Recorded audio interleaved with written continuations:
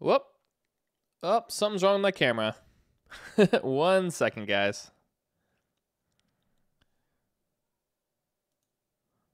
Let's see.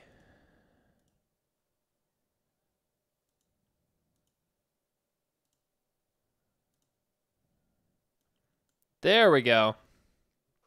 All right. Hey guys, how's it going? Welcome to another episode of Ferris Makes Emulators. This is CPU Fuzzing Part 4.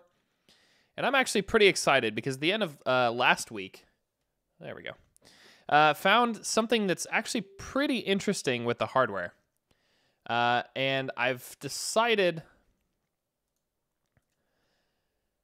I think I know what might be causing that. I'm not entirely sure, but I've got some ideas for things to try. Before I begin, though, I got some crepes. And I bought these. These are Oreo crepes.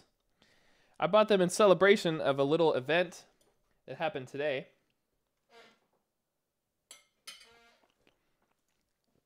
Small in the grand scheme of things, but big for me.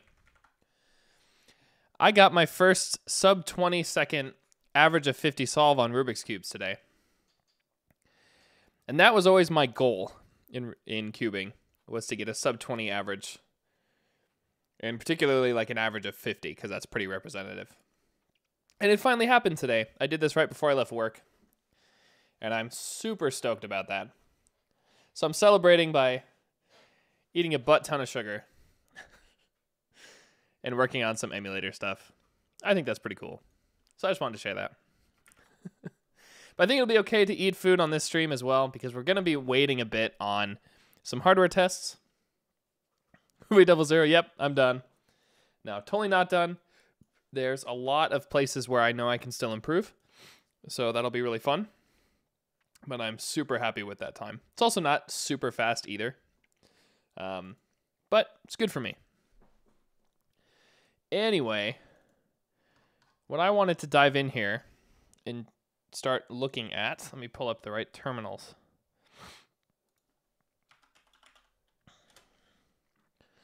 So we were working on this test ROM, and I wanted to start generating some instruction streams.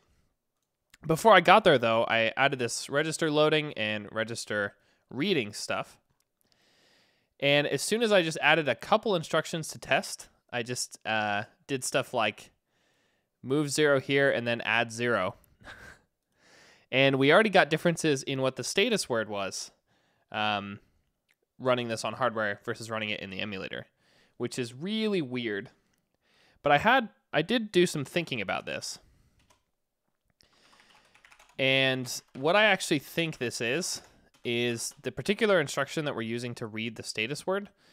We use this STSR instruction. And I actually wonder if, due to the pipelining, that this here, that the write back for this to write the program status word has not actually occurred necessarily before the time this runs. So I wonder if there's something like that. So what I'm going to do to test that is just add some no-ops here. But the first thing I'm going to do is just rebuild the ROM as is, so I can get sort of a control before I dive in today. So this will be easy enough. Looks like it's already there. I'm just going to remake it anyway, just in case. Good. So now I need to just find that tool again, the flashing tool.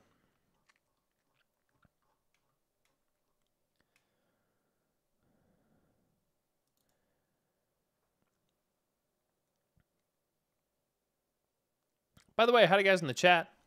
Mad Moose, Move Away, Bland Bear, Whister Tobe. Also, thanks guys for letting me know about the Patreon link. I'll get that fixed pretty soon here, I hope. Added a reminder to look at it after the stream.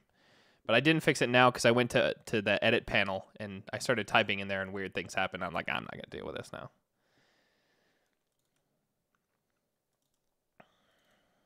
All right, so here's the Flashboy thing. Apparently I got to connect the thing.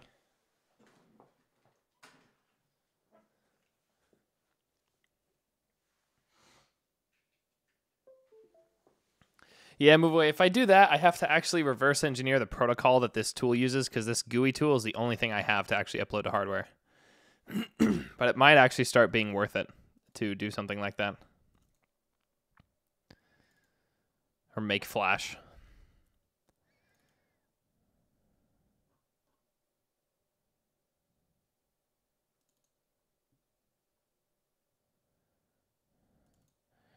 Yeah, but it is annoying. It wouldn't make that much difference, but it is annoying to navigate through these menus.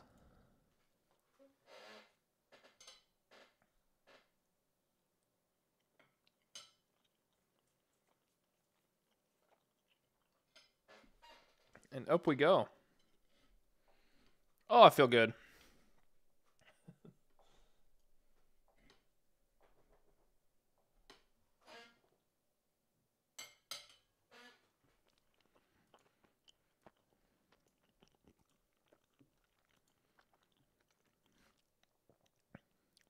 Yeah, exactly. Move away to 0. The key is to end the stream before the crash. I'll ride the high and then just be done.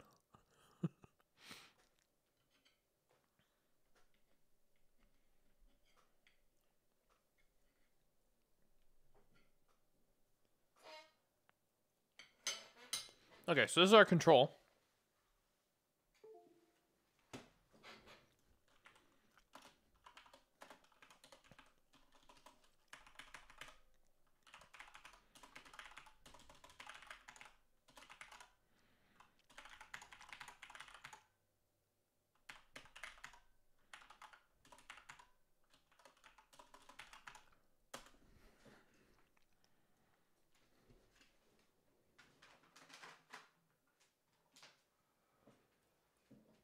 So we should in the PSW see 0 on the hardware. And we do.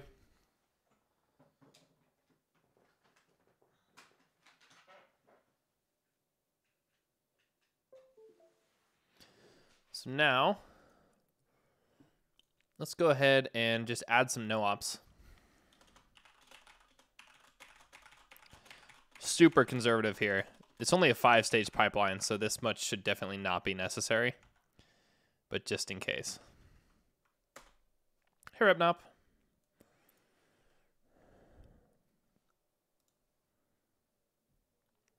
I hope this will read the new file.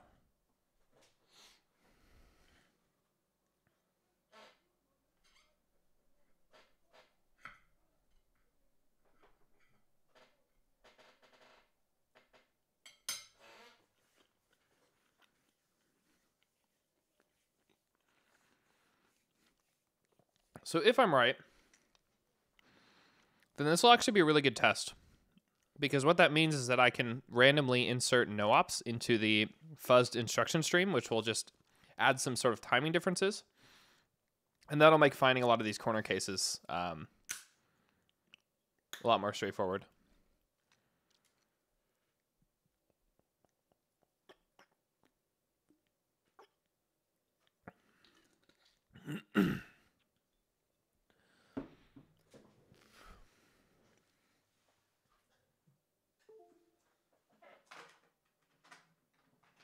I actually really need a soundboard for these streams. I think soundboards are so funny. Like really cheesy laugh track and gunshot sounds and stuff. And exactly like drum rolls and suspense reveals.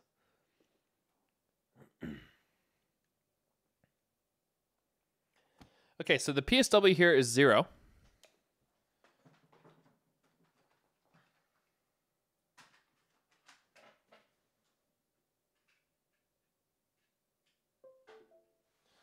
Which admittedly is not what I expected. Hey, tourist.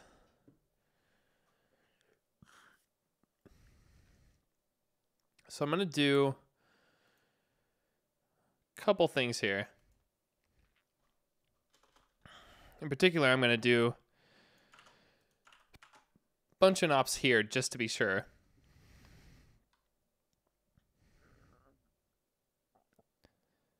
See what happens.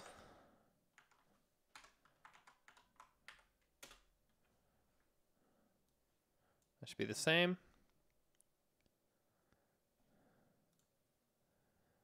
I'll flash this. Yeah, it totally might be that this is caching the file. And we can test that by changing the values here. But I want to test this first because wouldn't be terribly surprised if this LDSR into the PSW would also affect this if it were timing related. It still should be consistent after enough time, assuming the reads and writes would happen in the right order. But we'll just see.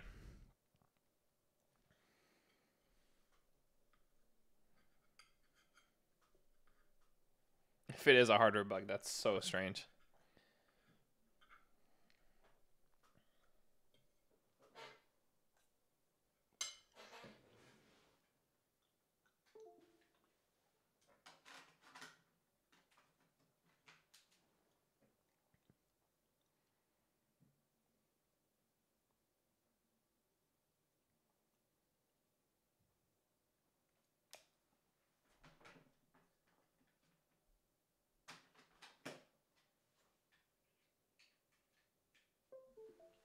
So it's still 0.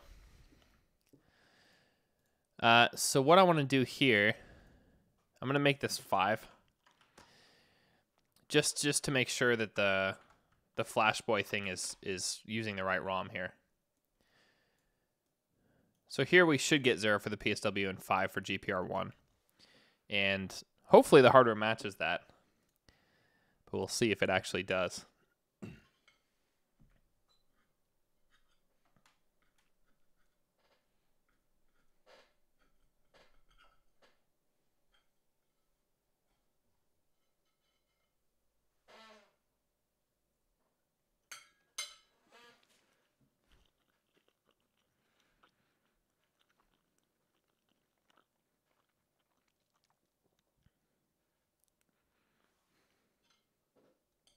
It's just so strange.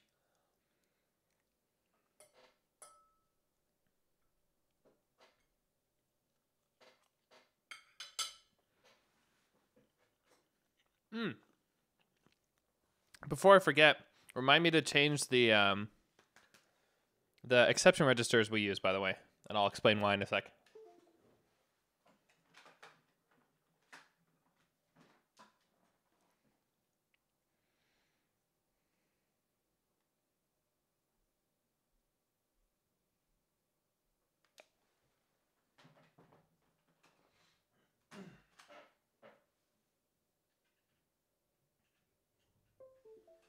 So it is updating the ROM, and we get the same result here, which is what we expected. So that means that there's something weird here. Move away. Remind me right now would actually be good, but that was enough to remind me, so thank you. No, it wasn't cached. The ROM did change. We got the right result on the hardware, but it's something with that flag is strange here. Not sure what that is yet. But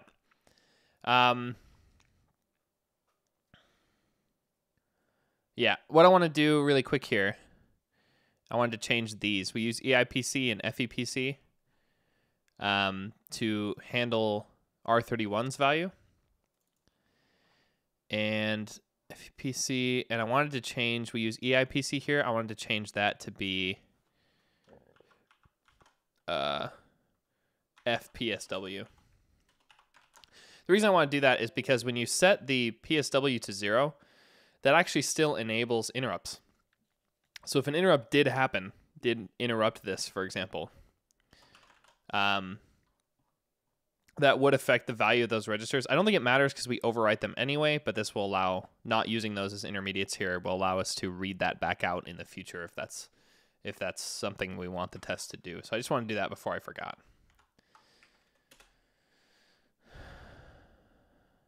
Okay, so it didn't like FPSW. Maybe I got the register name wrong there.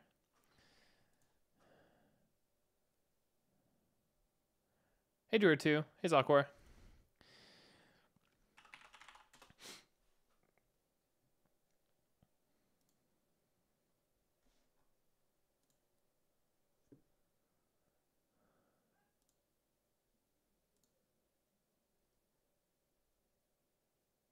FEPSW is what it's called.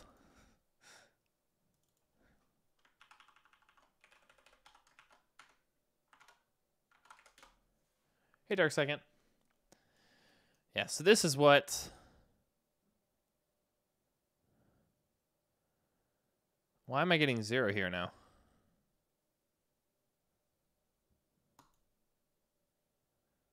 Am I using the version of the emulator that I hacked on last time? I think I am.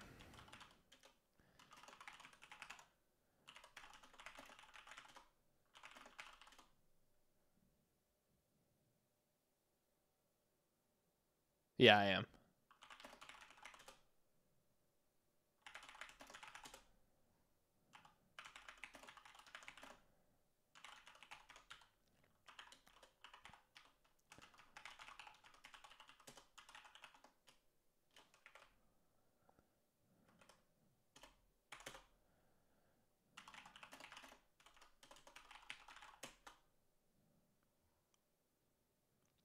Hey, Slasher.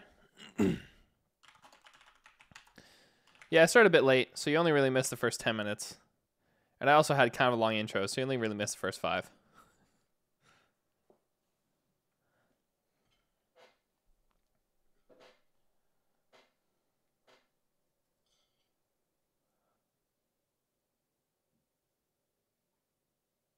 Nice. So now I rebuilt the emulator really quick, so that should... Why is that still 0?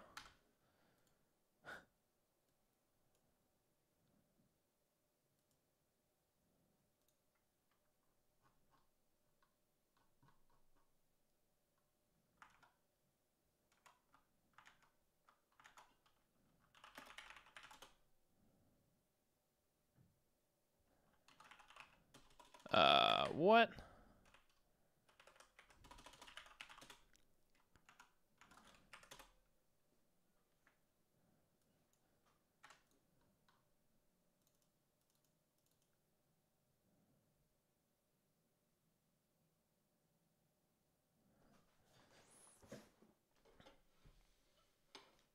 What is going on here? Add 0 to 0, and we should get 1 in the PSW for the 0 flag.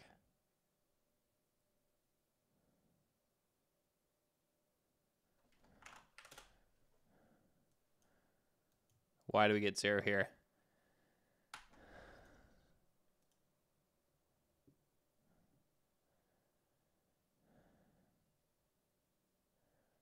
It might be that those are related. They shouldn't be, though.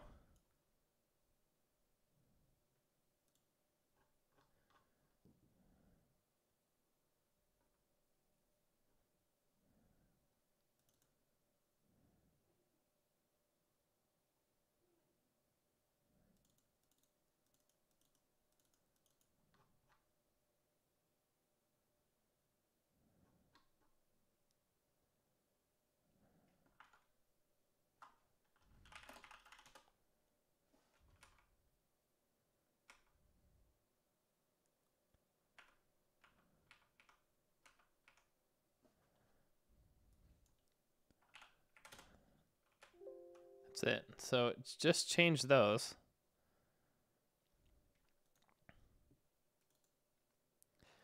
You know what it might actually be in my emulator? That I just haven't implemented those.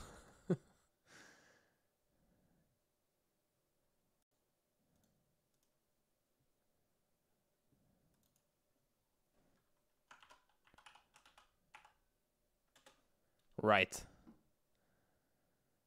I don't have logging enabled, so we didn't see this. That actually makes sense that I get 0 then in the emulator. Here's what I'm going to do.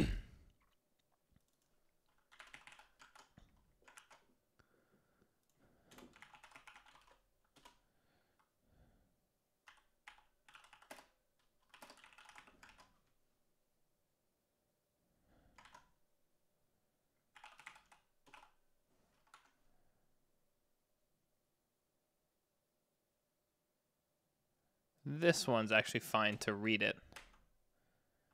Actually, that's fine too.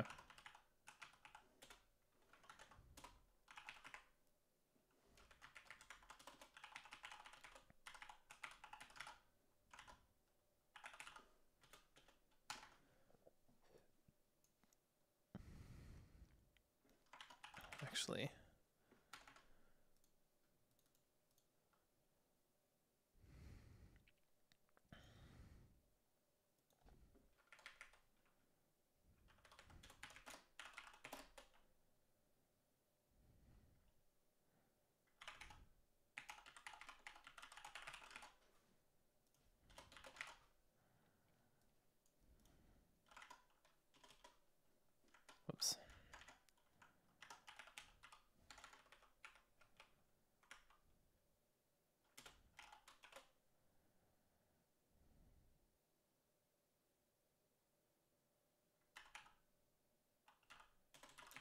You know what?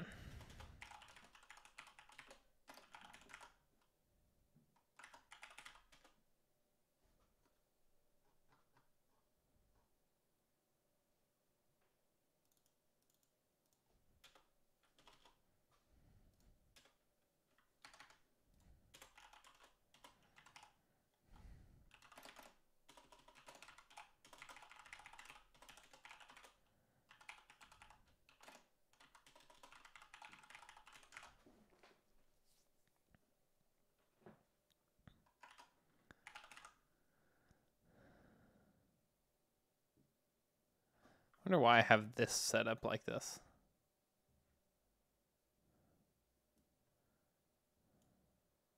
Is it because I didn't make these fields public? That might be. Let's not worry about that for now, though.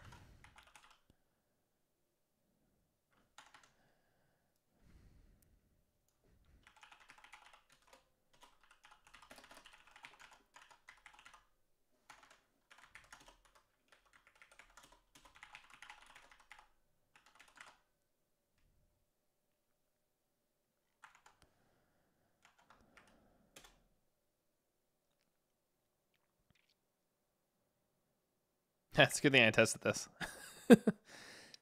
In this case, the only consequence is that would have clobbered R3031, I think. Maybe it would have done some weird stuff here. Okay, so now the PSW is 1 like we expect in this case. So that's behaving here. Now we'll test that on the hardware too. Oops. Have that open.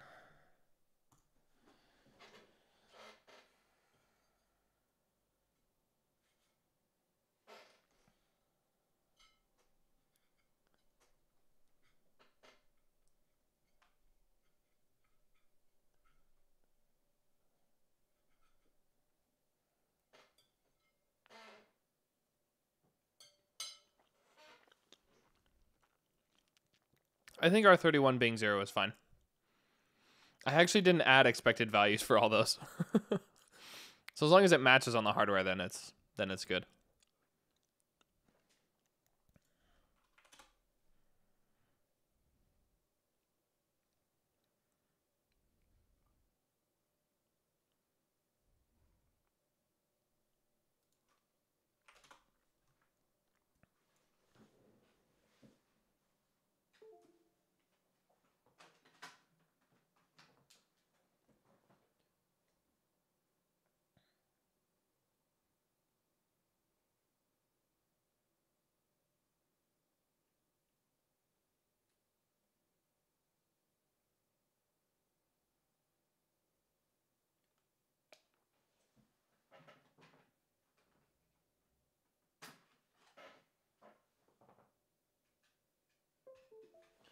So that actually gave the correct results. It's actually a bit odd. Because I didn't change anything but that.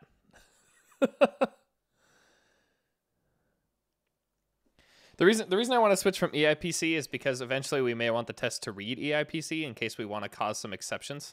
And loading the PSW with 0, or at least 0 in some of the upper bits, will actually enable interrupts. So in case an interrupt happens, we actually want to not clobber EIPC for later. So I just want to make that change now before I forgot.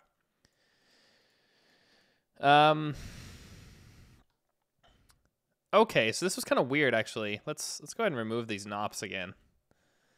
I'll test that on the hardware and see if it's still weird. That was a bit concerning, to be honest, that the PSW was correct in that case. Hey, middle voids. Yeah, maybe 0 repent, because we did check what little documentation there was. I might have to start scouring deeper in the data sheets, though. But not really sure what it's going to say about that.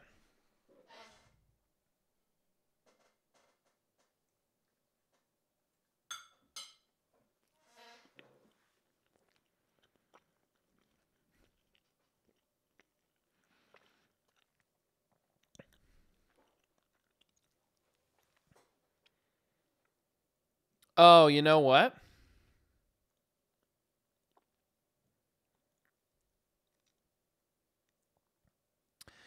Guys, I think I figured it out.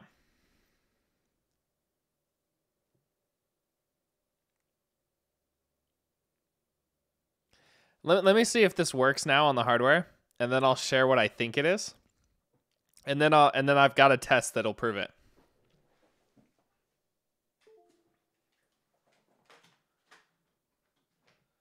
And it's funny.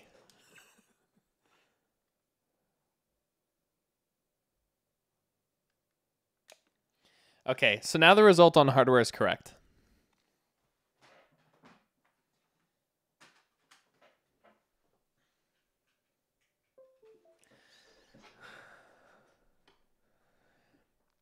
So here's what I think this is. Hey Marcus, not making a game, working on a Virtual Boy emulator. So here's what I actually think is going on. I think using this PC register is actually not going to work.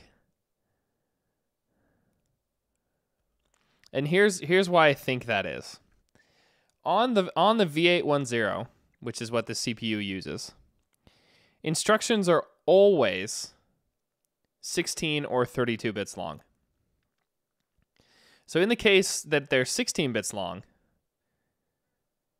you only ever oh, this is funny. When they're 16 bits, you actually don't need the lowest bit in order to express the addresses that you need to express. And so if that bit were never actually backed by anything, like if this were actually a 31-bit register in the hardware, not a 32-bit register, this behavior could totally make sense. And we should actually see that on R31 in this case, because we're still going through FEPC. But because its value was 0, we're not seeing that.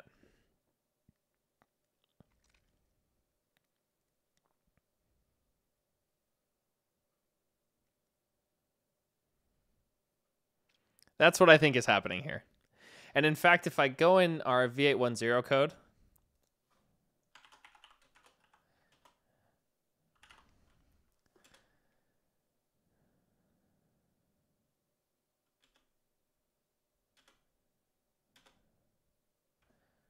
default value, that's actually correct.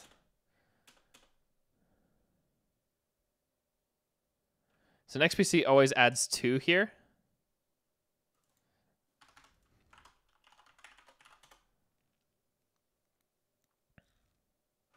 The displacement always masks off this lower bit in PC to ensure the correct result.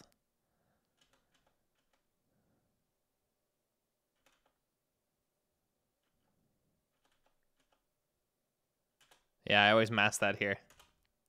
That must be it, you guys.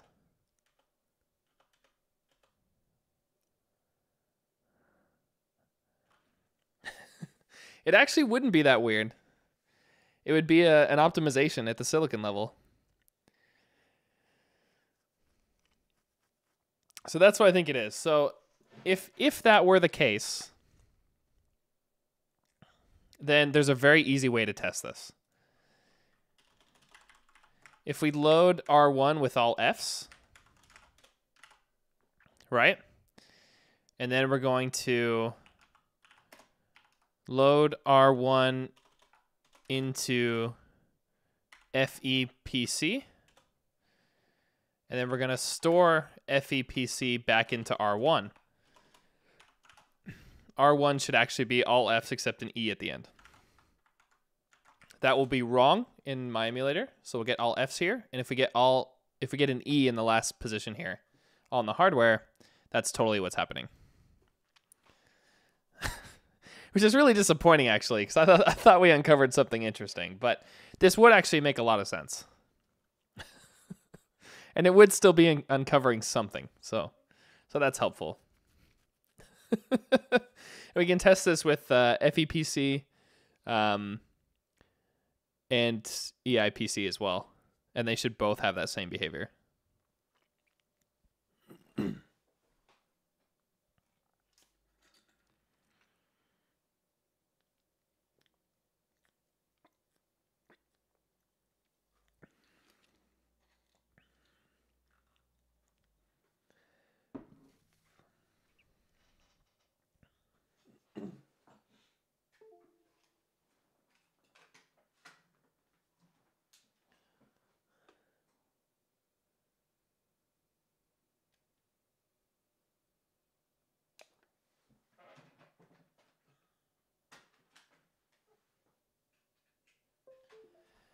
Bingo. That is not beer. This is a Toyin cola, which is a kind of cola that's made in Oslo, or at least near it.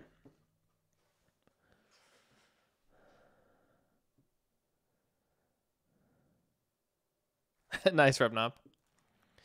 I'll explain it in a sec. I want to do this again with EIPC, which should have the same results. And then I'll try it again with EIPSW, which will have a different result.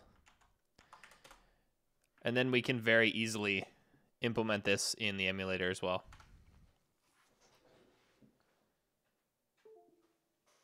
Whoops. Forgot to flash. Yeah, so ZZYXX. The issue is not that add is weird or that loading that register is weird. Well, loading the register is kind of weird. The program counter on this system is actually 31 bits shifted up 1 bit. So the lowest bit isn't actually implemented in the hardware. And the reason they can do this is instructions on the CPU are always 2 or 4 bits long. And so the addresses, the values of the PSW are always on a 2-byte boundary. So that last bit's always going to be 0, which just happened to overlap with the 0 flag in the PSW. So the reason we ran into this is because we were trying to use one of these exception status or exception program counter registers as a temporary variable, which normally you wouldn't do because normally the hardware writes those. And then you can read what they were to see where an exception occurred, in which case it would be consistent with what the program counter was when it was written. But because we tried to use it as a temp register, when we read it back, it actually was missing the bottom bit. Mad Moose. Midnafin changelog August 1st, 2010. Values written to system registers EIPSW, FEPSW, EIPC, and FEPC by instruction LDSR are now masked properly. That would be exactly what this is. And now that you mention it, because that contains EIPC FEPSW and EIPSW, there may actually be some bits in the status word that are not correct here too. So we're going to want to round trip through those as well. That's pretty funny.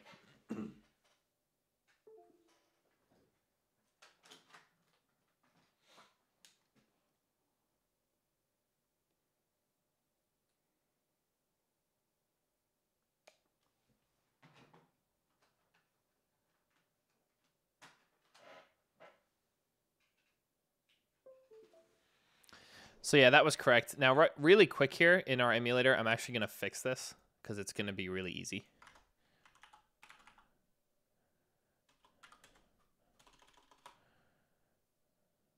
An FEPC? Yeah. So by the way, these are actually incorrect values. Dead bee is a good one.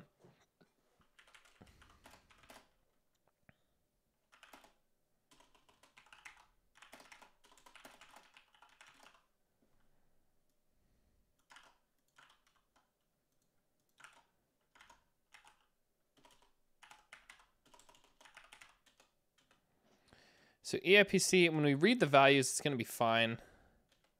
And when we assign it to the PC, that's going to be fine. But then when we load it with LDSR, we need to mask it here. Now, I'm only going to do this for the PCs. Just for now. Yeah, that was really fast, Mad Moose. But I guess if you did a... Git grep doesn't cover commit messages, does it? Because if you search for the register name in the Git history, that should have come up.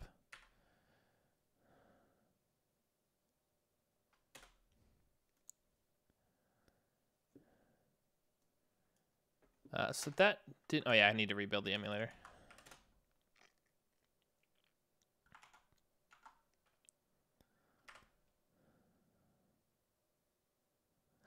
It's just really funny.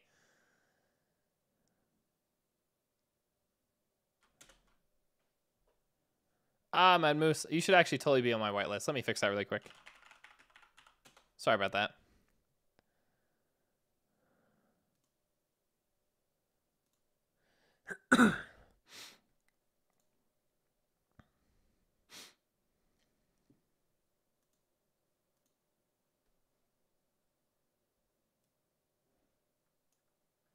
Oh, and you can just Google it. That's funny.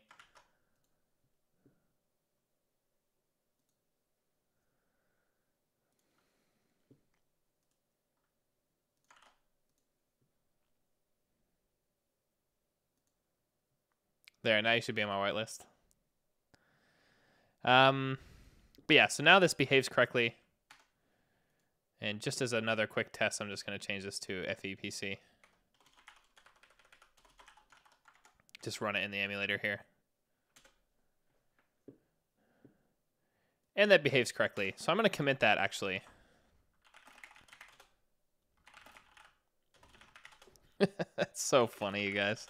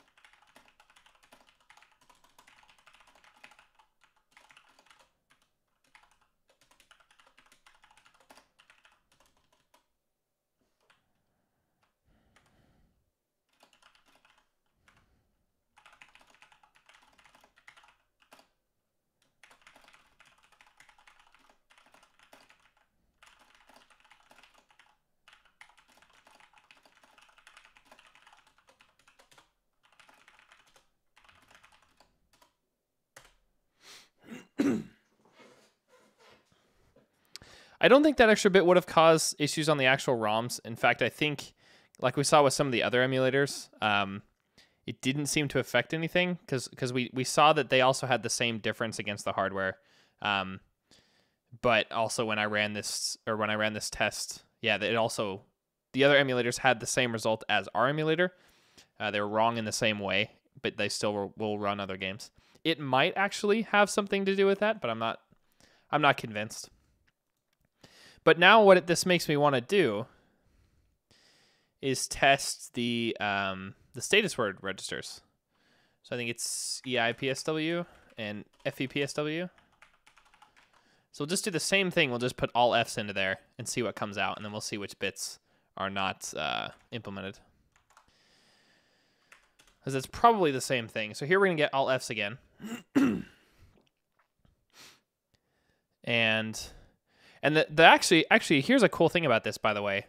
Because this PSW here is going through one of these other PSW values, that should actually be valid. Because it's only going to ever have the same bits set that would be valid in the exception PSW registers. So that should actually be fine to use this current implementation. I might want to add a comment about that. But we'll go ahead and test this on the hardware, see what comes back.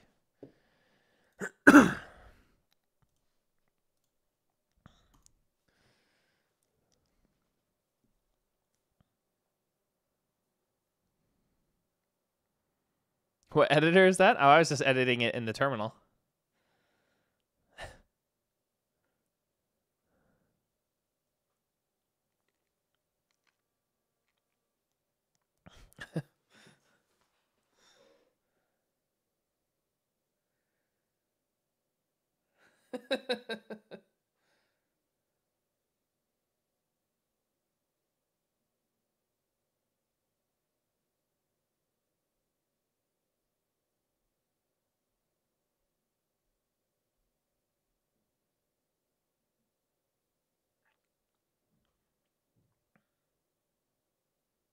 Sorry, I got distracted by Twitter. Yeah, I think you did move away.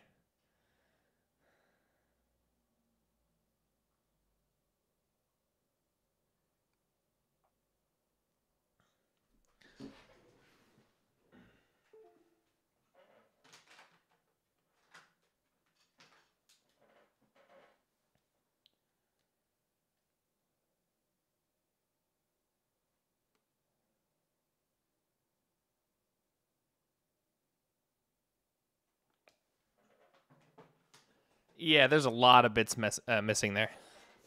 I am out of crepes. I ate all of them. So I think, let me run that again.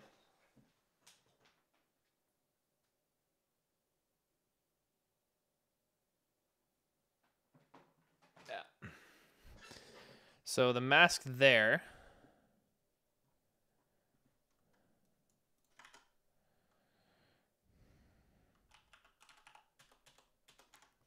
Here.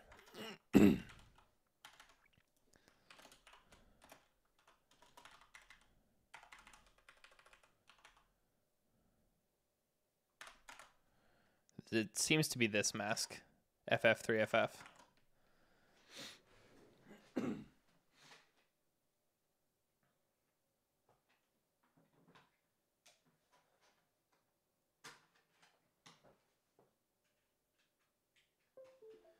And I would be 100% willing to bet that's going to be the same case in FEPSW. And we should be able to do this with the regular PSW and see the same results, but to be honest, I don't think we have to.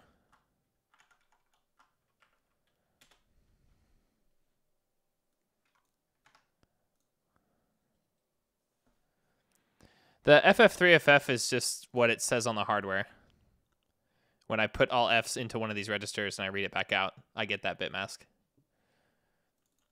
So remember, this is the status word, and it's only going to have bits for the parts of the word that are actually used to represent status in the processor. Yeah, that's exactly it. Move away. And this just happens to be what the mask looks like. What I'm actually going to do as well is go up here, because we set these to dead beef. And I'll just mask these here. Make sure we have a correct value.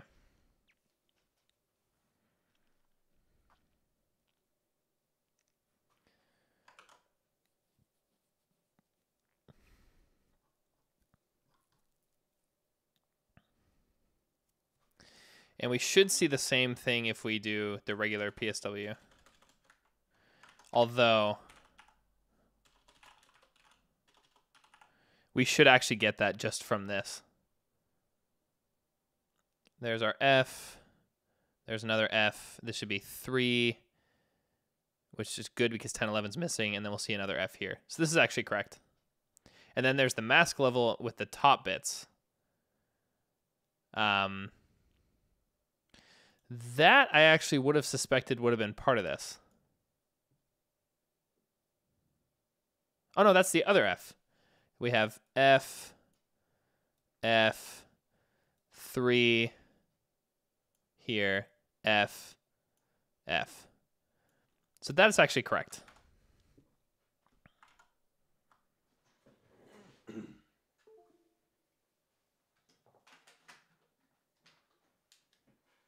And that's cool that that matched. That means this is definitely right.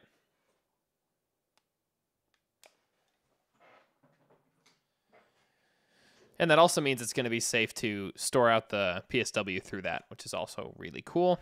And finally, that seemed to be correct. So now I want to, build this again.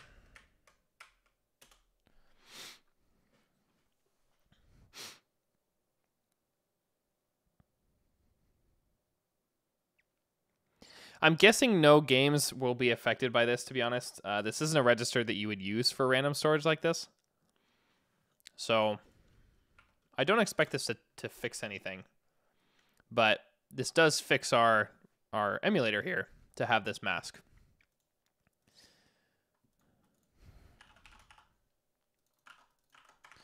So I'm actually really happy as well that I thought to change that register.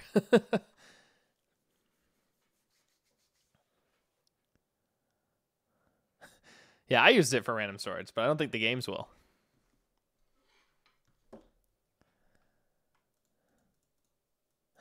Yeah, they may have. Oh, that's really cool though. So I'm gonna commit this too.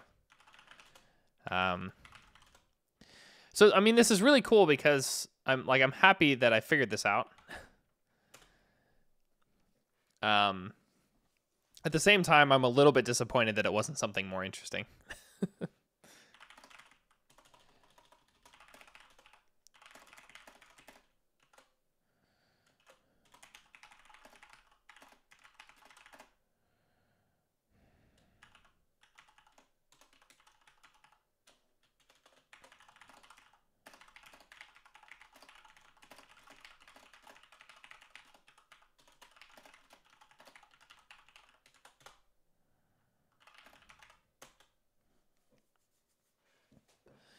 So just in case,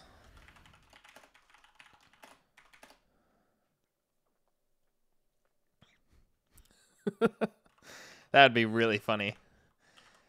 I do actually want to run a game or two on here.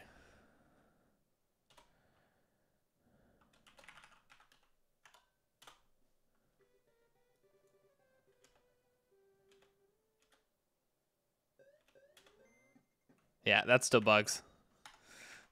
Not surprised.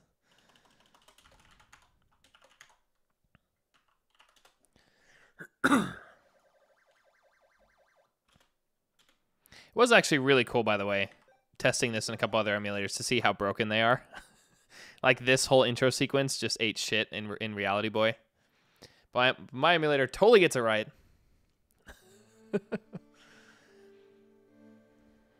Other than these last bugs, this is turning out to be a good emulator, so I'm really happy about that. But alas, there are these last bugs.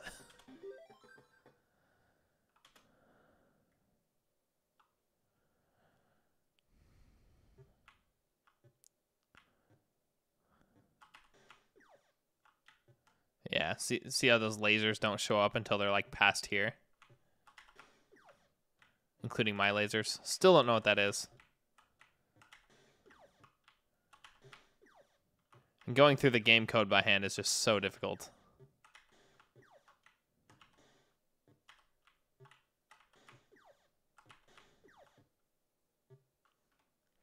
Okay, so that didn't help. We'll run a control game just to make sure things are still working correctly, but I'm pretty much guaranteed that they are.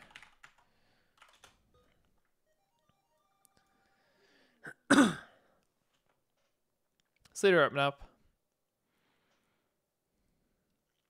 This should work, Danny Fritz. With anaglyph glasses. When I finish fixing those bugs, I'm going to fix up the libretro front end, which should also have VR support. Or at least be able to make this ROM loaded into a libretro runtime that has that. Or libretro implementation. Not actually sure what you say for that.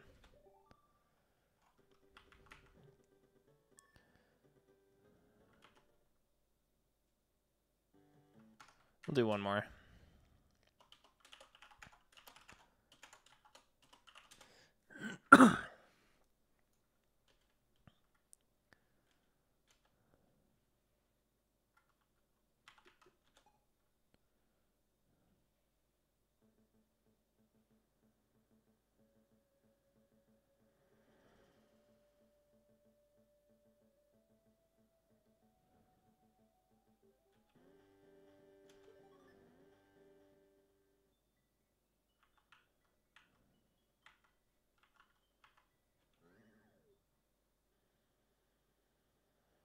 Yeah, everything here still looks correct.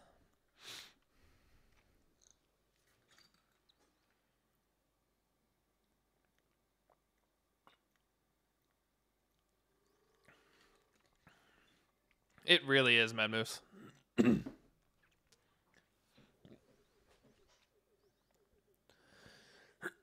especially with limited tools. It's possible, but I just don't think that's the best way forward in our case.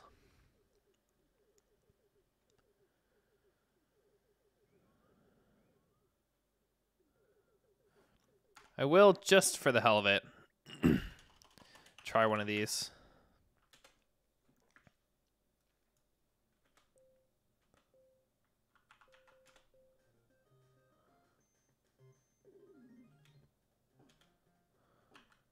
This game is such a piece of crap.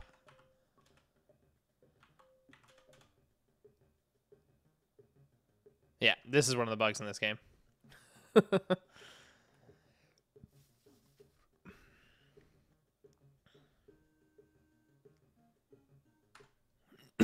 Although I did actually just think of something. Because we know we haven't implemented the duplex exception, I might actually see what that entails. Just really quick, because I have a feeling that'll actually be fairly easy to implement.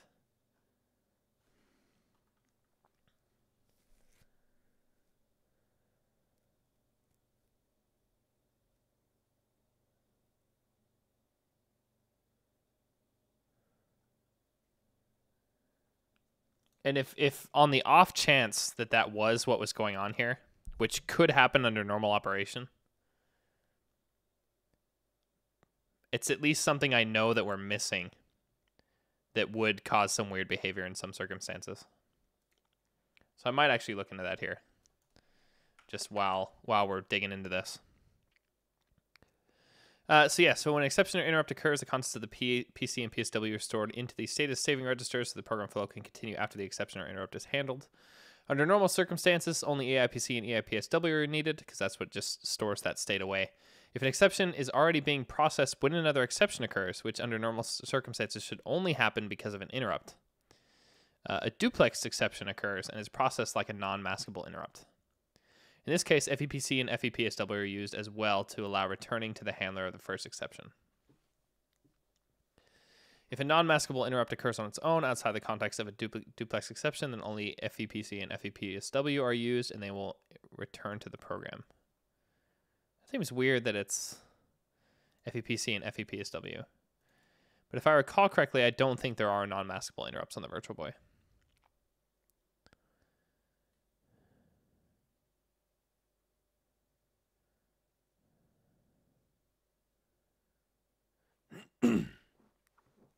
And then you have the exception cause register as well. So this will store into these different bits what caused the exception. I know we've already implemented EICC.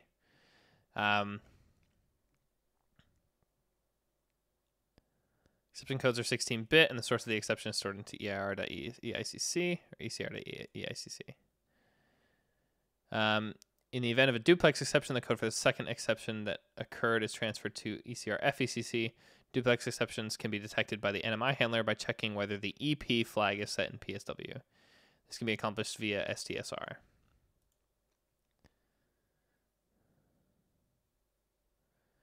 ECR cannot be written to by the program and therefore cannot be changed with LDSR. However, it is not truly read-only, so the CPU is still able to modify it.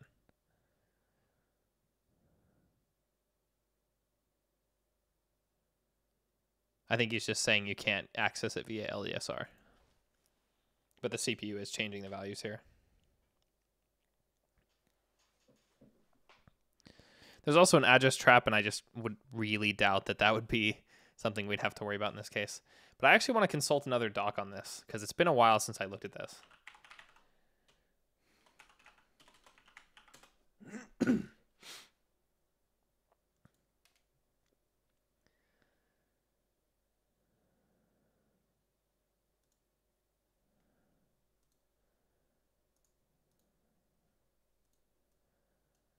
Can never remember which one we need here, but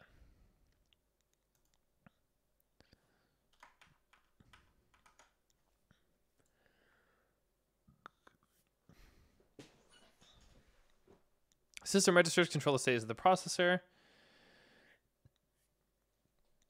Yeah, so EIPC and EIPSW are registers that save the current contents of PC and PSW if an exception or interrupt occurs. Contents of PC are saved to EIPC, contents of PSW are saved to EIPSW, which is why The bit masks can just match on those. It only needs to have the bits of those registers that are actually used. Since only one set of EIPC and EIPSW are available, these registers must be saved by program if multiplex exception or interrupt is enabled.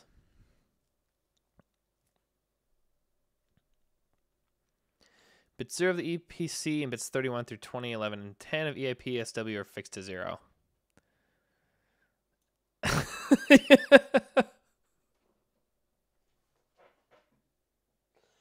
Yep, that is exactly what describes the behavior that we saw. Which is also good that is actually documented somewhere. But I never would have thought to look for this, so I'm glad we found it the way we did. The contents of PC and PSW are not saved to these EIPs. Yeah, but the concept.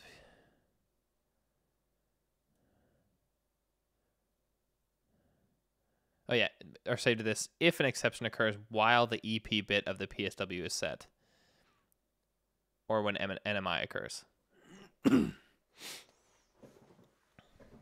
So I think it was in here.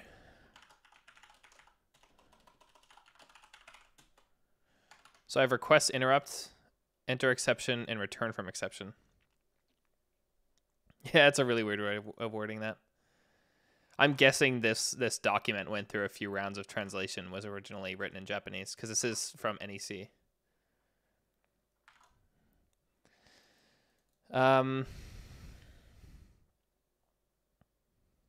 Okay, so I actually do support NMIs here.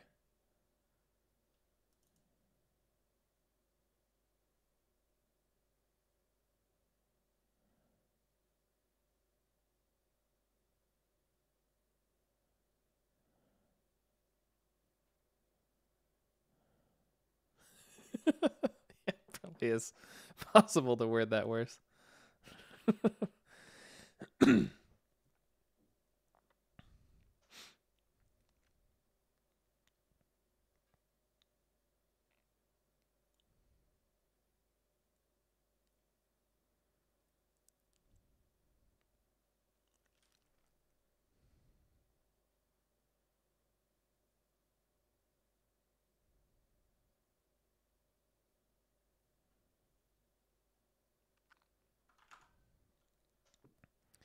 Do not tempt me, Blambear. I'll do it and you'll be to blame.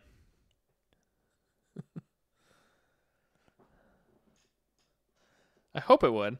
Depends on how bad we want to make it.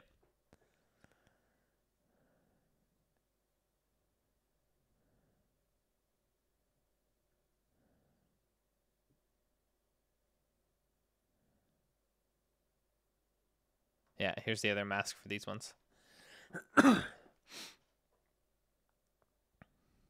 might find out the cause of the bugs. That's actually true.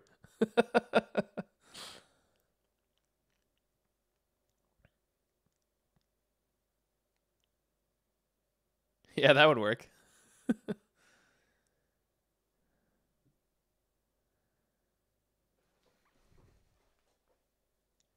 Should actually go to this chapter 6 thing here. See what it says for those.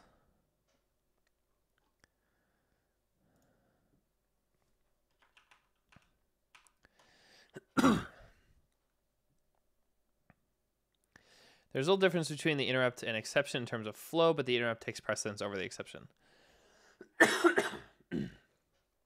V810 is provided with interrupts and exceptions listed in the table below. If a maskable interrupt or NMI occurs, control is transferred to a handler whose address is determined by the source of the interrupt or exception. The exception source can be checked by examining an exception code stored in register ECR. Each handler analyzes the contents of the ECR and performs appropriate exception or interrupt processing.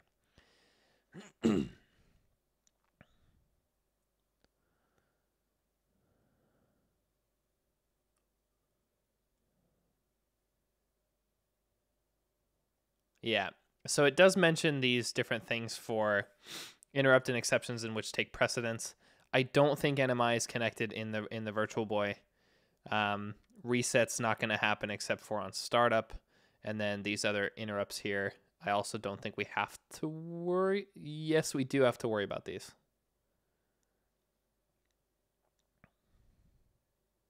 Although, wait a minute. Wait 1 second here.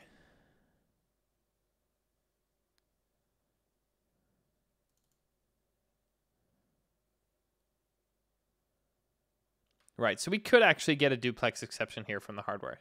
That's actually possible with this configuration. Because I'm not raising any of these kind of ones. All the traps, all of this stuff, I'm not actually raising. But I am raising interrupts from the other hardware. And it is possible that one of these is causing the bugs, but I don't think that's the case. Especially not something like zero division. It might be, but I don't think it is.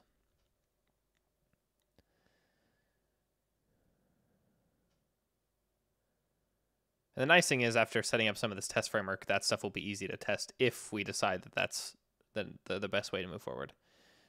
But I think just trying to implement this duplex exception might actually be worthwhile. And if not, at least it's another thing we tried.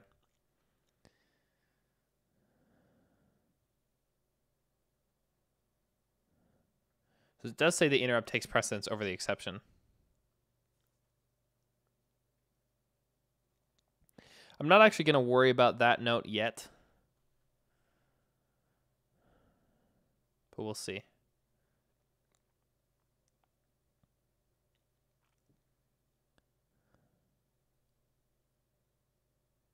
Yeah, so on reset, the values here are undefined. That's what that's saying.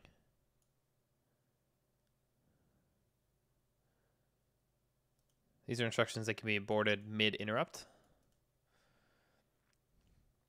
If an exception occurs, the processor performs the following processing and controls the handler.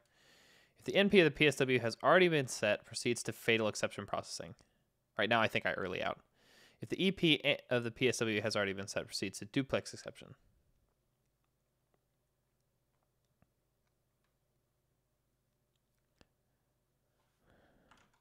Yeah, so NP is this NMI pending, and EP is here.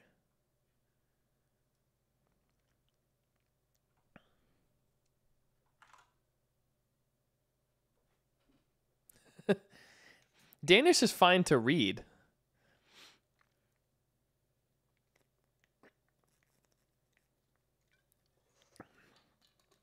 But I mean, is it morphology? Like how things are spelled? Because if you thought that was bad in English, wait till you see Danish.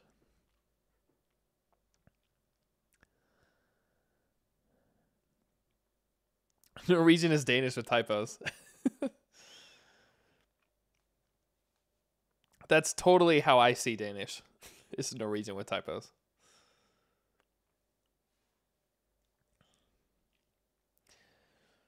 Yeah, that's actually probably a good way to start with that. Log if we get an interrupt while the EP or on PSW is set.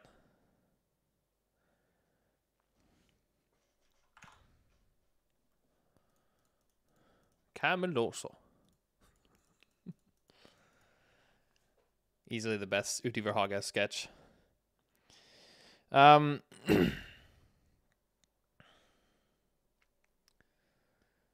let's actually just try that.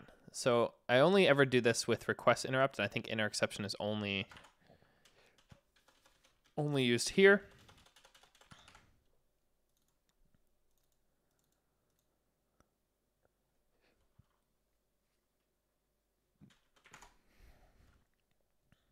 I'm just gonna do this.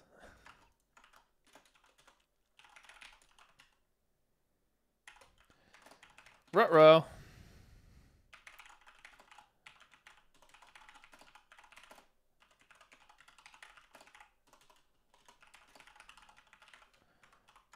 That's a good thing to just check, I think.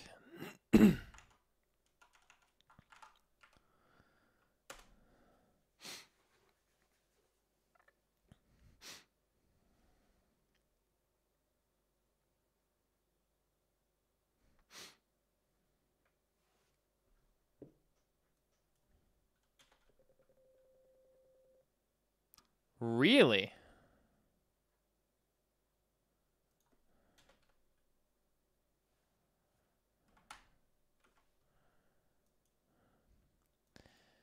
Did not expect that to happen that often. Oh, we're crashing hard now.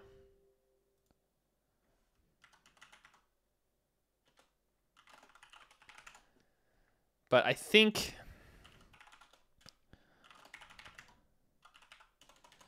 I think that's probably not going to be a problem. And the reason is because I think these are going to be other interrupts from the hardware. Like, for example, the timer going off while the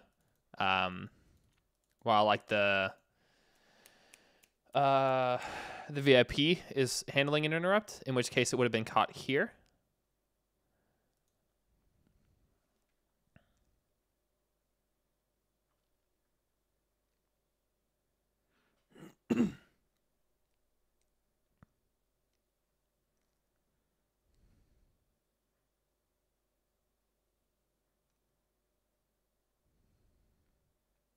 But this is still interesting.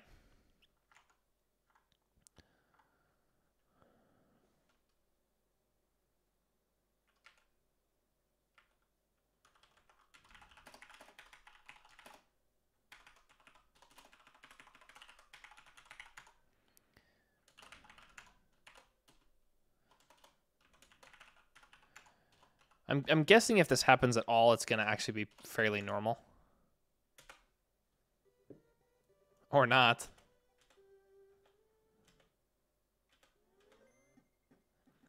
Didn't happen in this case.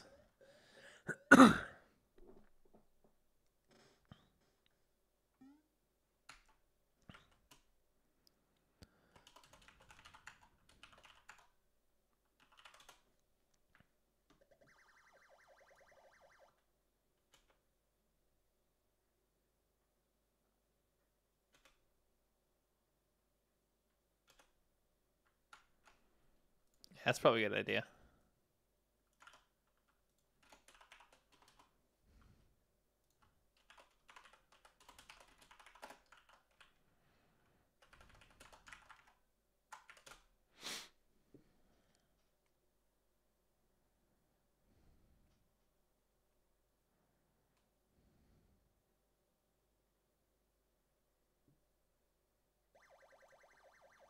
This is happening really often.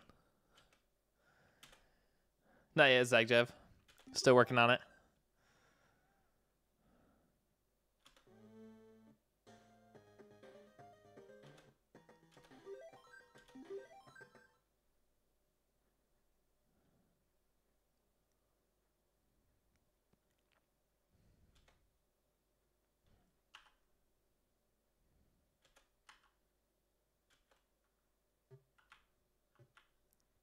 So this is happening during normal gameplay. Might still be masked by this, but it might not be. So that's actually pretty interesting.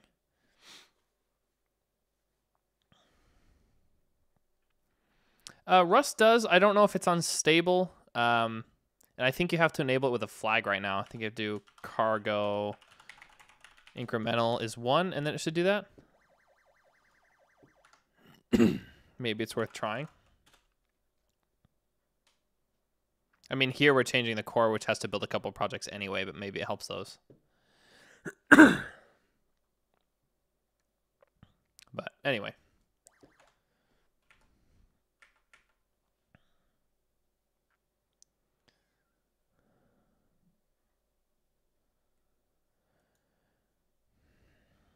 So this is happening a lot more than I expected.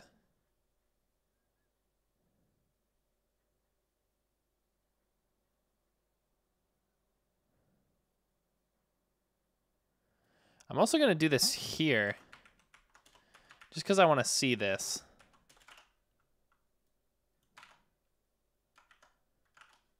Because this should still be the same exclusion logic. And then we'll see this is only going to happen if the interrupt levels actually match too. Because I'm actually really curious.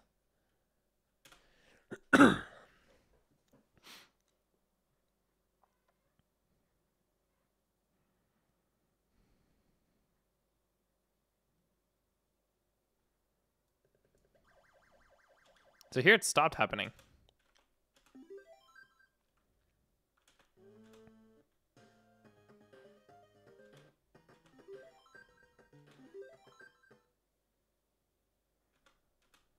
And that's somewhat interesting.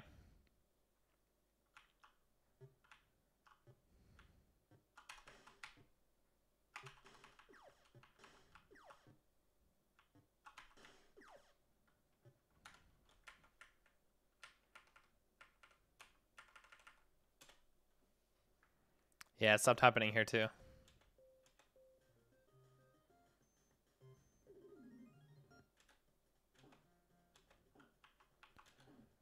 I think this was a good idea to test it this way, because this should actually show us when that happens. Yeah, so here the game crashed, and that's not what happened.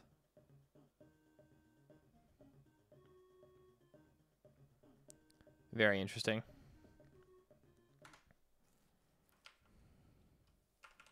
And again, for tennis, don't think it ever happened.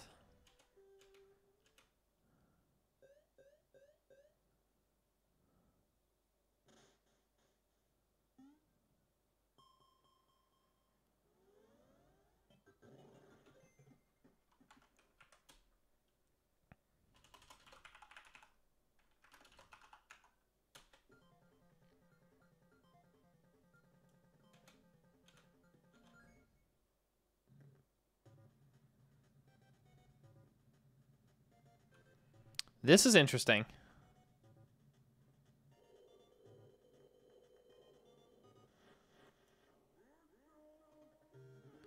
That was actually really interesting that it happened here, because I've always noticed that it slows down a bit in this intro sequence, and if that happens because of this processing, that could actually be interesting, because it might be that it's trying to do like some timer exceptions while it's doing VIP stuff, and it's blocking these out, which would make the audio update less often, I think, and that could totally explain the slowdown that we hear on this. Whoops. I skipped it. Because that did seem to spit these out while we were waiting on this.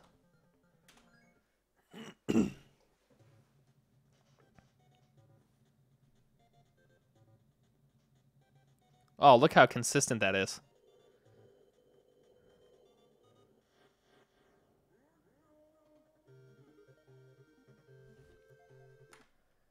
So I might still want to implement this, even though I don't think this is going to be the cause of our bug.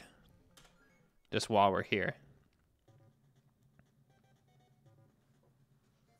I want to see it happen again. Oh, that's so cool. I would love for that to explain that bug, because that was actually, like, well, it was bugging me. that I didn't know how that could have been happening.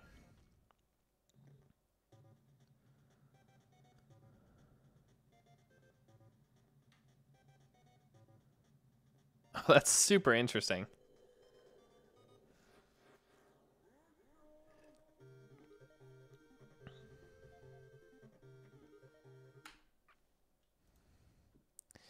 Yeah, I think I want to implement this. So I recall when making this logic here, I remember trying to make it sort of match this diagram a bit.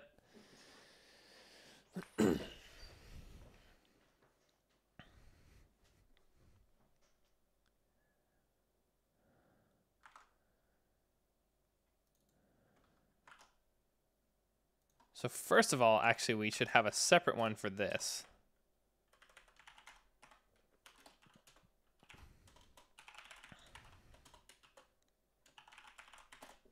Actually, was it? We had a log thing here. I don't want to panic at this case, although we probably should. But just logging is going to be fine, I think.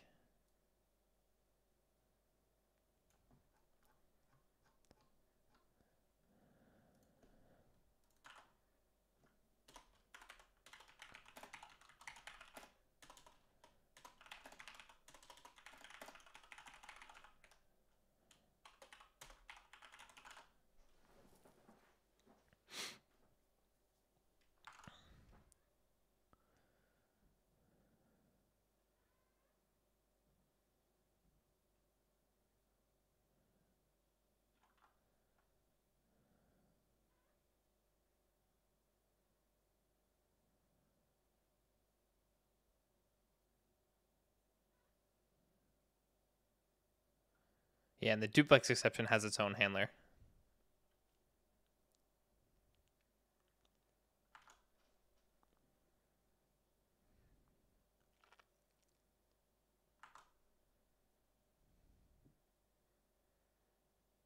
So we go to duplex exception handling right away, actually.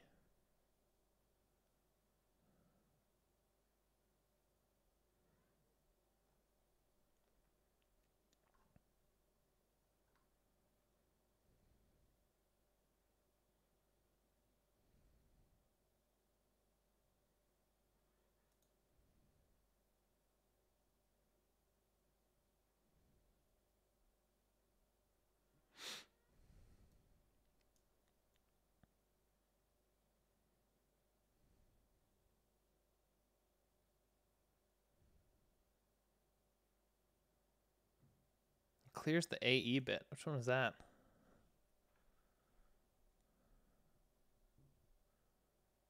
Not sure, but I think this is just it.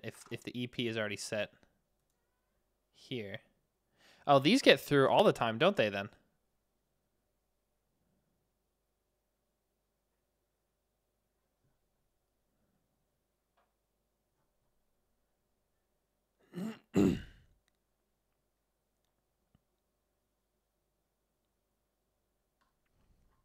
Let me look at this.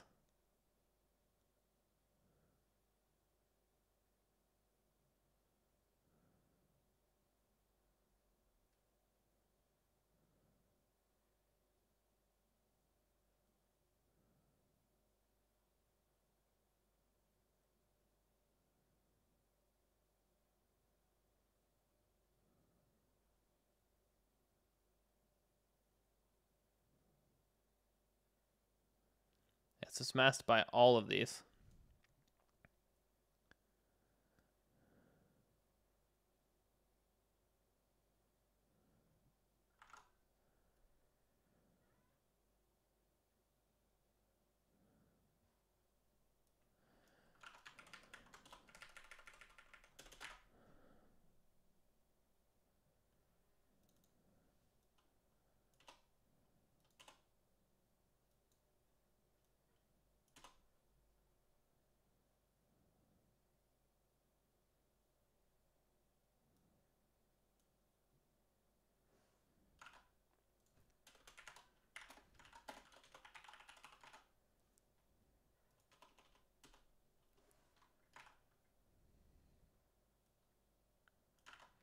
Think that works out to be the same logic. Nice and clean. Except we need something like this.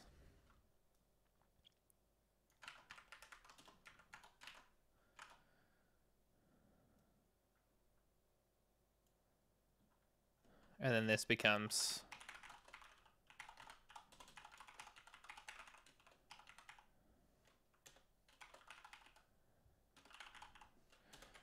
Don't know if this is actually what we want for this. I think I want to reverse these as well.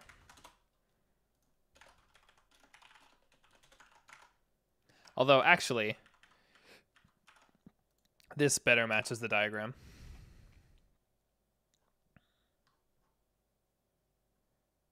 Yeah, because here's our interrupts here. Oh, yeah, that's why I did it this way. And in that order. Because they all get ignored in these cases.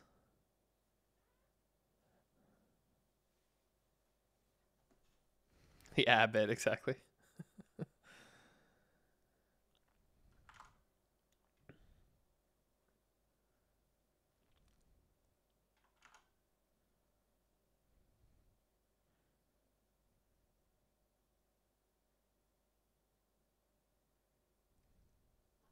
Yeah, wait a minute, though.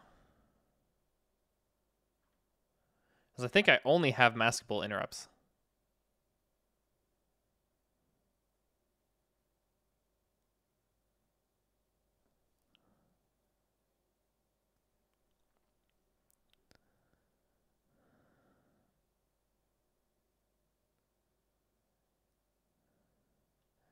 Yeah, I'm not raising exceptions in the case, because this is exception processing, but this is interrupt processing, and particularly a maskable interrupt. So if you follow this diagram, the logic that I actually had was already correct, assuming that we only had these exceptions.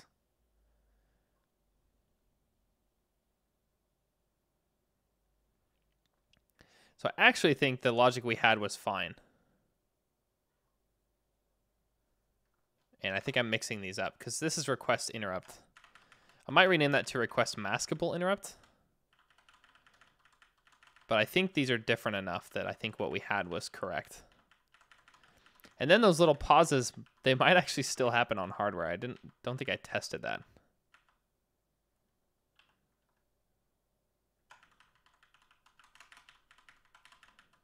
Screw it. Let's just check this out again.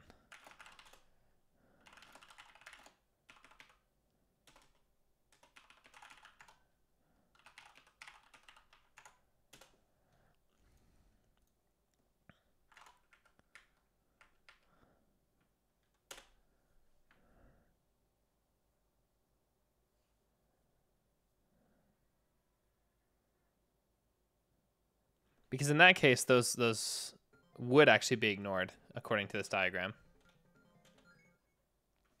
And also because this didn't change any of the behavior of the games that we're actually looking at. We might be okay here. And in that case, I'm happy to have just checked this.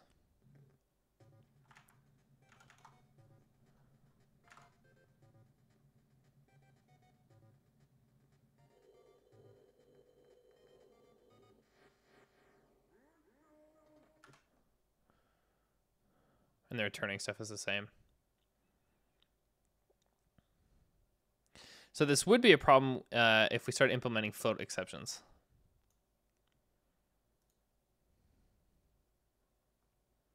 But that's not something that I'm worrying about right now.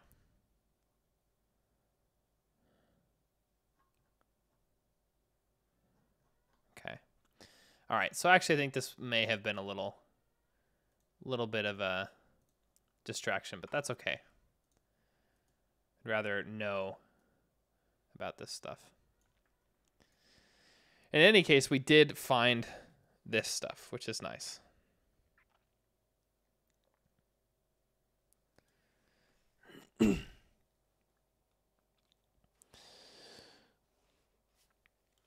Wow, it's already 9:30. So what was the other thing I wanted to do? Now that we've fixed this, the next thing to do is to keep moving forward with the fuzzing stuff. Because now I'm pretty sure that wasn't an issue with add. I think we can safely say that. And I think I already tested this, but if we do this, then we should get the correct result in both the emulator and the hardware. This is built, right? Should be.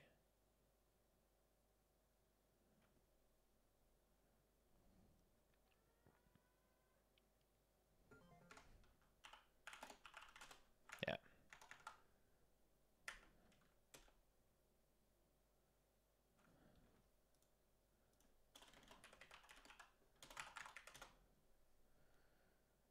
Yeah, so here we get GPR 0 is 0 and PSW is 9, which is what we expect. And I'm just going to run this on the hardware to make sure.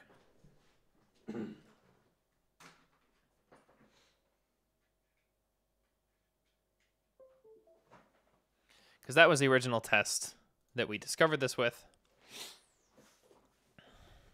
So that it should now match the emulator now that we've fixed stuff.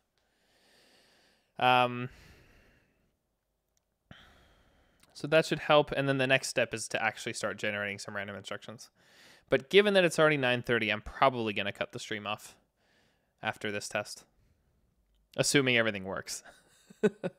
And then we can dive in next week to start actually generating some proper instruction streams.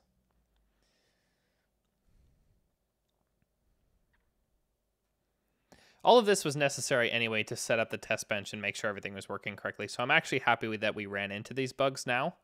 So that I understand that these registers that I was using as temp registers do actually have some special semantics.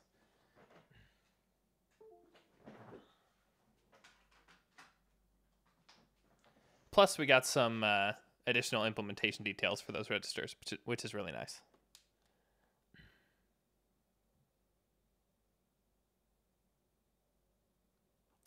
Perfect. It looks great. So yeah, the mystery is solved. Not the super elusive mystery yet, but we'll get there. So yeah, I think I'll do that. I think I'll cut off the stream, and then next week we'll work on some random instruction streams, finally. So yeah, thanks guys for hanging out, and I'll see you next time.